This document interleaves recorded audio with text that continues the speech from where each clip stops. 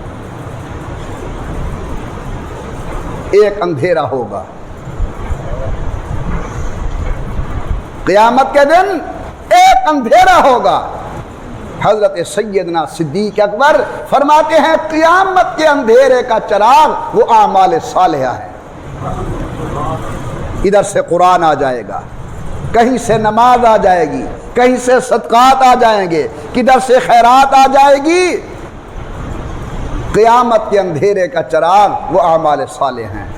اور فرمایا ایک اندھیرا ہوگا اس وقت جب یہ پل صراط سے گزرنے لگے گا، اس وقت کا چراغ وہ یقین کی دولت و نعمت ہے جو انسان کے دل کے اندر اللہ کے متعلق یقین ہے کہ میرا اللہ ہی سب کچھ کرنے والا ہے، اس کے بغیر کچھ نہیں ہوتا۔ تو یہ دولت یقین پل صراط کے اندر اندھیرے کے لیے چراغ ہے۔ دعا کرتا ہوں اللہ مجھے اور آپ کو کلمے کی دولت سے مالا مال فرمائے۔ اللہ آخری وقت کے اندر کلمہ نصیب فرما دے۔ بولو بھئی آمین، اونچی آواز سے کہو۔ اللہ بڑوں کی قبر پر رحمتیں فرمائے۔ حضرت تھانوی رحمت اللہ علیہ کے پاس ایک آدمی آیا اور اس نے کہا حضرت بڑا ڈر ہے، پتہ نہیں خاتمہ الایمان ہوگا یا نہیں ہوگا، کوئی وظیفہ تو بتاؤ۔ حضرت نے فرمایا بڑا آسان وظیفہ ہے، کر لو۔ فرمائیے۔ فرمایا کہ وظیفہ یہ ہے کہ 2 رکعت نماز نفل پڑھ کے اللہ کی خدمت کے اندر دعا کرو کہ یا اللہ یہ میرا کلمہ تیری امانت ہے، یا اللہ میرا کلمہ تیرے پاس امانت ہے، جب میرا آخری وقت آئے تو میری امانت واپس کر دینا۔ ہائے ہائے، یہ کلمہ تیرے پاس امانت ہے، جب میرا آخری وقت آئے تو یہ دولت مجھے واپس کر دینا۔ امید ہے جب آخری وقت ہوگا تو اللہ تبارک و تعالی کلمے کی موت نصیب فرمائیں گے، کلمہ پڑھنے کی توفیق عطا فرمائیں گے۔ اسی لیے ہے لکنوا موتاکم بلا الہ الا اللہ، جب انسان کا آخری وقت ہو تو میت کو کہنا نہیں چاہیے کلمہ پڑھ، بلکہ ساتھ بیٹھ کر بلند آواز سے لا الہ الا اللہ، لا الہ الا اللہ محمد رسول اللہ پڑھنا چاہیے، تاکہ اللہ اسے بھی کلمہ شریف پڑھنے کی توفیق عطا فرمائے۔ چند واقعات بڑے عجیب ہیں کہ حضرت شبلی رحمت اللہ علیہ کا جب آخری وقت آیا، بڑے سننے کی باتیں ہیں، میں تو جب مطالعے کے اندر یہ چیزیں دیکھ رہا تھا عجیب کیفیت تھی دل کی۔ حضرت شبلی کا جب آخری وقت آیا تو ساتھ بیٹھے ہوئے خدام نے لا الہ الا اللہ، لا الہ الا اللہ محمد رسول اللہ زور زور سے پڑھنا شروع کیا۔ حضرت شبلی مسکرا کے فرمانے لگے عزیزو کلمہ اسے یاد دلاؤ جس کو کبھی کلمہ بھولا ہو، کلمہ اسے یاد دلاؤ جسے کلمہ کبھی بھولا ہو۔ الحمدللہ مجھے پوری زندگی کے اندر کبھی کلمہ نہیں بھولا، اللہ میرا خاتمہ ایمان پر کرے۔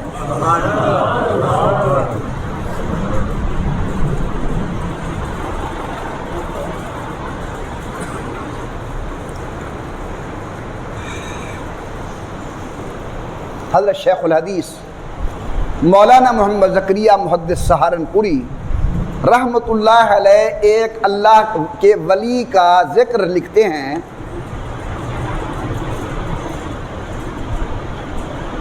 جب ان کا آخری وقت تھا تو لوگوں نے دعائیں مانگنا شروع کی۔ ذرا غور سے سننا، بڑی محبت والی بات ہے۔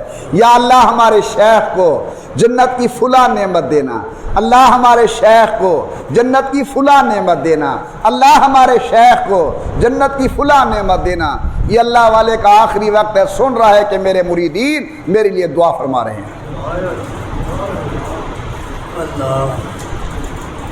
ایک دفعہ محبت سے کہہ دو سبحان اللہ۔ بڑوں کی باتیں بھی بڑی ہوتی ہیں۔ یا اللہ ہمارے شیخ کو جنت کی فلاں نعمت دینا، جنت کی فلاں نعمت دینا، جنت کی فلاں نعمت دینا۔ حضرت نے آنکھ کھولی، فرمایا 30 سال سے جنت اپنی نعمتیں لے کر ہر وقت میری آنکھوں کے سامنے رہتی ہے۔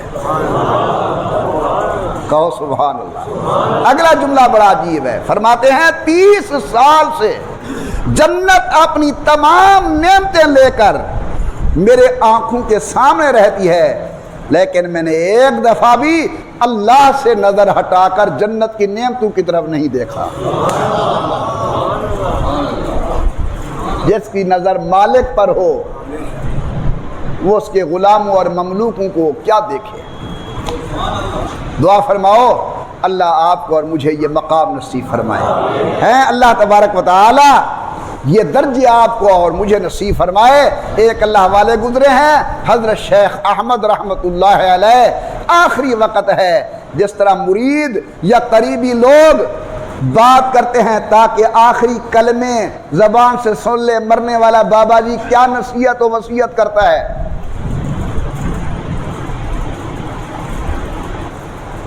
حضرت شیخ احمد کا آخری وقت ہے، بات کرنے والے نے بات کی، پوچھنا چاہا، فرمایا اللہ کا بندہ 95 سال گزر گئے ہیں ایک دروازے کے کھلنے کی انتظار میں۔ آئے ہائے ہائے، وہ دروازہ کیا تھا؟ موت والا، کیونکہ موت آئے گی تو بندہ جنت میں جائے گا، بغیر موت کے جنت میں جانے کا کوئی راستہ نہیں ہے۔ فرمایا 95 سال گزر گئے ایک دروازے کے کھلنے کی آس کے اندر، وہ دروازہ کھلنے والا ہے، مجھے دنیا کی باتوں کے اندر نہ لگا۔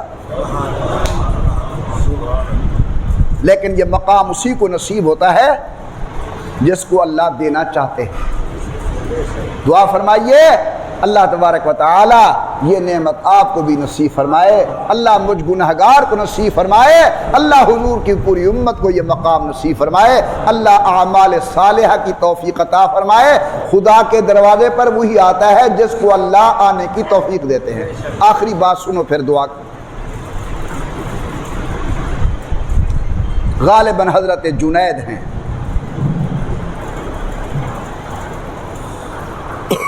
فرماتے ہیں میں نے دیکھا ایک مجنون کم عقل سی لونڈی ہے، بک رہی ہے چند تھوڑے پیسوں کے عوض،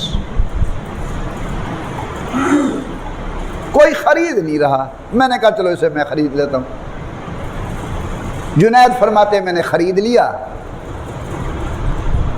جتنی اس کی حیثیت تھی پیسے بھی اتنے تھے، گھر لے آیا اسے۔ لیکن جب رات کا وقت ہوا تو میں نے دیکھا کہ وہ جو کم عقل میں سمجھتا تھا وہ تو عقل کی بادشاہ تھی۔ اس نے جلدی جلدی وضو کیا اور وضو کرنے کے بعد مصلی پر کھڑی ہو گئی، اللہ کی عبادت کے اندر رات گزار دی۔ دیکھ رہا ہوں، سننا بڑی عجیب بات ہے۔ فرماتے ہیں وہ نوافل سے فارغ ہوئی، اس نے دعا کرنی شروع کی۔ دعا مانگتے مانگتے اس نے ایک لفظ کہا کہ یا اللہ میں تجھے واسطہ دیتی ہوں اس محبت کا جو تو میرے ساتھ کرتا ہے۔ تجھے میں واسطہ دیتی ہوں اس محبت کا جو اے اللہ تو میرے ساتھ کرتا ہے۔ جنید کہتے ہیں میں قریب گیا، میں نے کہا پگلی یہ نہیں بات کرنے کی، تو کہے کہ یا اللہ میں تجھے واسطہ دیتی ہوں اس محبت کا جو میں تیرے ساتھ کرتی ہوں، یہ کہے۔ اس نے آہ نکالی اور کہنے لگی جنید یہ اس کی محبت نہیں جس نے بسترے سے اٹھا کر مجھے ساری رات اپنے دروازے پہ رلایا ہے، وہ میرے ساتھ محبت کرتا ہے تو مجھے مصلی پر آنے کی توفیق دیتا ہے۔ جو اللہ تجھے بستر پر سلا رہا ہے اور مجھے مصلی پہ رلا رہا ہے وہ میرے ساتھ محبت کرتا ہے، اسی لیے اس نے مجھے اپنے دروازے پر آنے کی توفیق عطا فرمائی۔ معلوم ہوتا ہے کہ اللہ کے دروازے پر وہی جاتا ہے جس کو اللہ یہ توفیق عطا فرماتے ہیں۔ اللہ مجھ سے آپ سے یہ نعمت نہ چھینے۔ اللہ ہمیں نماز پڑھنے کی توفیق عطا فرمائیں، قرآن شریف پڑھنے کی توفیق عطا فرمائیں، درود پاک پڑھنے کی توفیق عطا فرمائیں، اللہ اعمال صالحہ کی توفیق عطا فرمائیں، آمین برحمتک یا ارحم الراحمین۔